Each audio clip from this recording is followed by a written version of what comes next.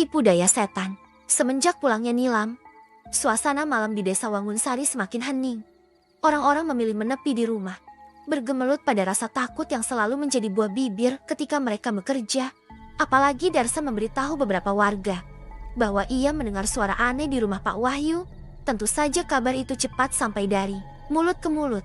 Keheningan yang terjadi menciptakan sebuah desa layaknya kota mati. Ditambah gerimis malam ini membawa kabut tipis yang menghalangi pemandangan. Burung kecil hinggap dari genting satu ke genting lain, berhenti tepat di atas rumah Bakarsun. Masih dengan rasa sakit di tubuh, pria itu terbangun dari pingsannya. Kepalanya berdenyut hebat, pandangannya sedikit mengabur, maka ia masih berusaha untuk mengembalikan kewarasannya. Setelah dirasa bisa melihat secara jelas lampu neon yang berada di atas sana, Bakarsun mencoba bangkit. Jajang yang baru datang dengan 2 botol obat di tangan buru-buru berlari. Disimpannya benda di tangan ke atas nakas. Lantas Jajang membantu Bakarsun untuk duduk dengan nyaman pada bantal yang tersusun. Sampai atas. Jam berapa ini, Jak? Tanya Bakarsun. Bada Isya, Bah. Jawab Jajang sembari menarik sedikit kepala bapaknya. Lalu membetulkan tumpukan bantal itu supaya berada di posisi yang paling empuk. Bakarsun beristighfar. Ia mengusap wajahnya dengan kasar. Entah berapa jam dirinya tidak sadarkan diri. Yang jelas, Bakarsun merasa badannya begitu remuk. Maju sedikit saja, dadanya terasa sesak. Abah istirahat. Tadi udah diperiksa sama Bu Eni pas Abah pingsan. Katanya tekanan darah Abah tinggi. Abah teh kenapa bisa jatuh? Tanya Jajang penasaran. Pria parubaya itu masih enggan menjelaskan. Ia lebih memilih turun dari ranjang, meminta Jajang untuk mengantarnya ke kamar mandi. Ada tugas yang harus ia kerjakan malam ini. Apalagi Bakarsun sudah berjanji pada orang tua Nilam. Mending Abah teh istirahat aja dulu. Besok lagi saja, Bah. Pak Wahyu juga pasti paham keadaan Abah sekarang. Hanya gelengan yang menjadi jawaban dari Bakarsun. Pria berkaus putih itu nekat turun dari ranjang. Jalannya terbungkuk-bungkuk akibat kesakitan di bagian pinggang. Jajang sampai harus menjaganya lebih ketat lagi. Mengingat air berada di luar rumah. Dengan sabar Jajang menunggu bapaknya menyucikan diri. Setelahnya Jajang pun membantu menggelar sajadah di kamar. Bakarsun mengingatkan supaya Jajang tidak sembarangan masuk ke kamar ketika pria itu melakukan ritual jemput Sukma. Jangan dikunci, Bah. Cukup tutup pintu supaya saya bisa mantau terus. Saran Jajang. Takutnya nanti ada apa-apa. Akhirnya Bakarsun pun setuju. Lekas Jajang keluar dari kamar, membiarkan bapaknya dengan posisi duduk di atas sajadah. Seraya memegangi tasbih, pria itu hanya duduk di sofa. Tentunya hatinya was-was akan keselamatan sang bapak. Sebelum melakukan jemput Sukma, Bakarsun mengangkat tangan, berdoa untuk meminta kelancaran dan ridho atas apa yang dilakukan. Manusia memasuki alam sana adalah sebuah pelanggaran. Sejatinya punya kehidupan masing-masing. Namun Bakarsun merasa keadaannya saat ini berbeda. Ia mengusap telapak tangan ke wajah, tanda doanya telah berhasil. Bakarsun mulai melafalkan zikir khusus, memegang biji tasbih, matanya dipejamkan. Berkonsentrasi agar ia bisa mengundang mereka untuk datang. Dalam sunyi, terasa angin mulai menusuk kulit. Sepoinya yang mengencang membuat benda-benda yang ada di kamar itu sebagian berjatuhan. Sama seperti waktu itu, akar-akar kecil menjalar di dinding, memenuhi permukaan kamarnya. Barang berat di sana mulai berubah menjadi pepohonan yang rindang. Bisa Bakarsun rasakan. Hawa kuat yang membuat tubuhnya sedikit melemah. Mata Bakarsun mulai terbuka. Ia memperhatikan sekitar, di mana jajaran pohon beringin dan akarnya yang berjatuhan mengelilingi dirinya. Bedanya tak ada kubangan lumpur seperti waktu itu. Yang ada hanya tanah dengan tonjolan batu, serta akar menyembul dari dalam tanah. Dengan sedikit menahan sakit, Bakarsun bergegas berdiri. Meski langkahnya tergopoh, ia memaksakan diri karena tidak punya banyak waktu.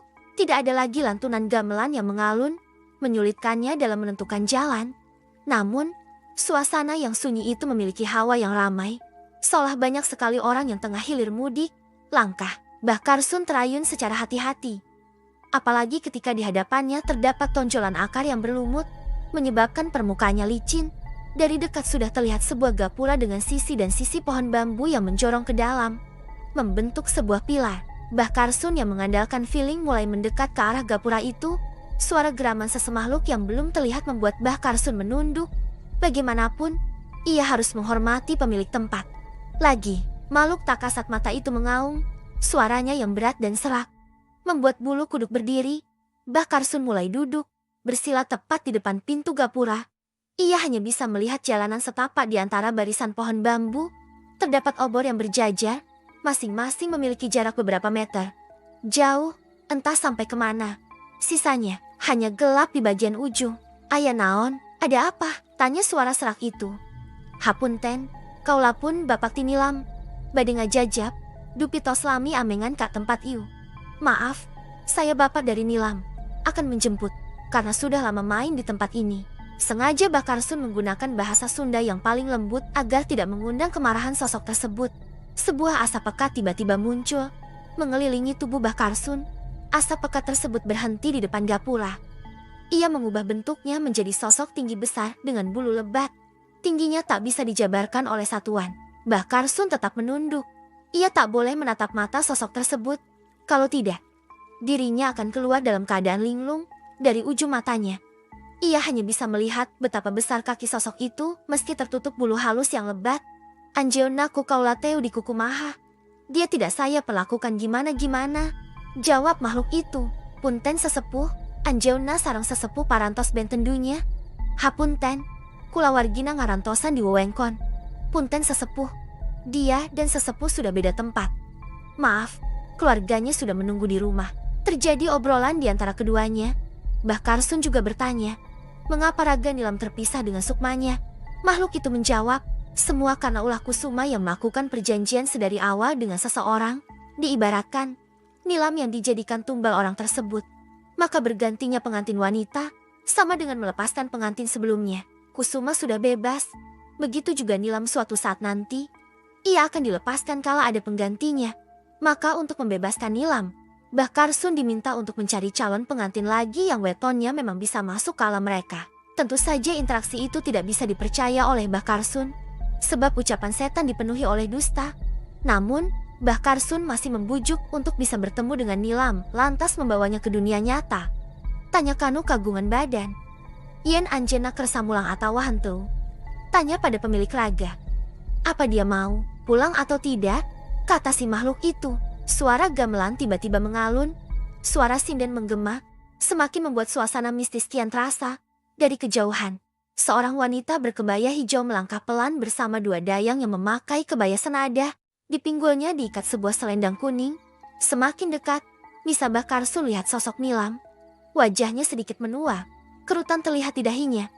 Ia tersenyum anggun, menyambut Bakarsun dengan mata berbinar. Abah teh jengukin Nilam," tanya gadis itu. Bakarsun tersenyum lalu mengangguk. "Hayu kita pulang, Neng. Ibu sama bapak sudah menunggu." Mendengar kalimat itu, ada binar kesedihan di wajah Nilam. Ia sedikit memberengut, lantas menjawab, "Nanti Nilam pulang kalau kerjaana Aris sudah selesai. Lihat, rumah Aris bagus kan, Bah? Hayu atuh masuk dulu." Hati Bakarsun mencelos. Ternyata Nilam masih belum menyadari keberadaan yang sebenarnya. Terpaksa Bakarsun kembali membujuk gadis itu. "Ibu teh sakit, Neng," katanya. "Beliau kangen, ingin bertemu." Nilam terdiam sejenak. Pandangannya turun. Ia menatap kakinya yang tanpa alas.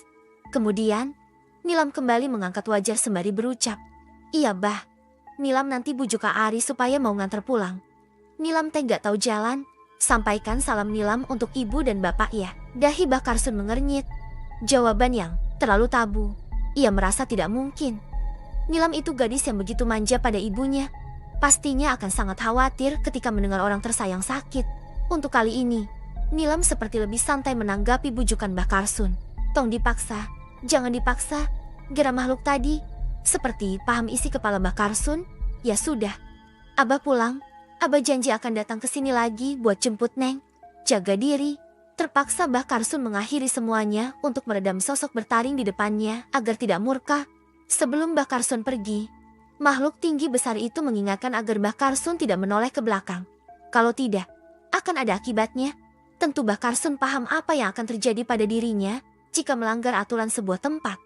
Ia pun segera berbalik, lantas pergi ke alamnya sendiri. Sementara itu, wajah Nilam yang tadi dipenuhi senyum, kembali memasang wajah datar. Sosoknya berubah menjadi wanita berparas cantik dengan ronce melati dan mahkota yang bertengger di kepala. Setengahnya berubah menjadi badan ular yang begitu besar. Ia membalikkan badan, meninggalkan gapura dengan cara melata. Lantunan gamelan semakin menggema. Berbarengan dengan berubahnya gapura menjadi jajaran pohon yang menutup rapat jalan, sungguh Bahar Sun tak menyadari jika ia sudah diperdaya oleh para setan penghuni alam dedemit. Pada kenyataannya, Sukma Nilam tengah berbaring di atas sebuah batu berbentuk ranjang yang ditaburi oleh bunga-bunga berwarna-warni. Di sampingnya berdiri sesosok pria yang bisa Nilam lihat sebagai Ari sang suami. Sebuah tempat mengerikan dengan kerangka-kerangka manusia yang menggantung. Terlihat sebagai kamar yang indah oleh Nilam. Matanya seakan dibutakan oleh ketidakwarasannya. Tubuh Nilam kini disentuh oleh makhluk berbulu lebat. Dijamah layaknya seorang istri yang tunduk pada suami. Yang Nilam rasakan adalah bahagia. Namun hatinya tetap menahan rindu pada Bu Rosidah dan Pak Wahyu. Juga kedua kakaknya. Jangan lupa like, subscribe, dan aktifkan notifikasi untuk mendapatkan update kisah selanjutnya. Sampai jumpa di video berikutnya.